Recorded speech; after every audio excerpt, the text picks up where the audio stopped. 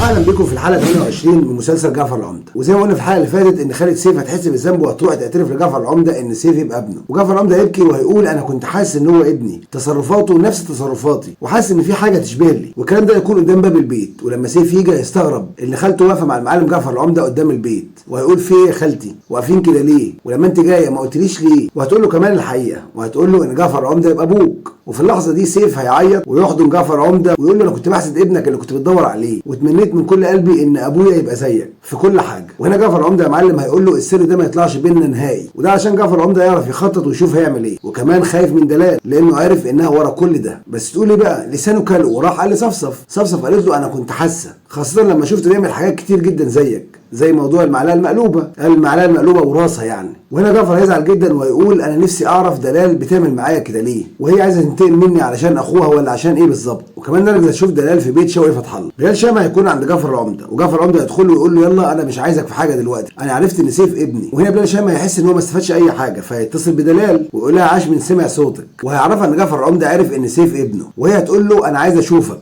علشان يتفقوا مع بعض ازاي يتخلصوا من سيف. والناحيه الثانيه يا معلم سيف هيفكر في الانتقام، وهيمسك شوقي فتح الله في الحاره يبهدله. لو مش بس كده هيخلي سيد اخوه يضرب كارم، وحماده فتح الله هيقف يتفرج عليهم. وبعد الخناقه هيقول لهم انا قلت لكم احنا مش قد جعفر العمده، ولكن شوقي فتح الله هيقول له لا انا لازم اخد حقي. والناحيه الثانيه عايده كانت زعلانه جدا من جعفر العمده علشان كانت بتتصل عليه وهو ما بيردش عليها، وعايده اتصل على صفصف وعرفتها ان دلال كانت عندها، وقالت لها ان جعفر هو اللي باعت ستات علشان يسقطوها. وهنا فهمت صفصف طوالي ان دلال هي اللي ورا كل ده، وقالت لجعفر. نرجع تاني لبلال شامه ودلال. بلال شامه قابل دلال واتفقوا ان هم يتخلصوا من سيف، ولكن بلال شامه طلب منها فلوس كتير جدا وقال لها انت شيطانه براس ست.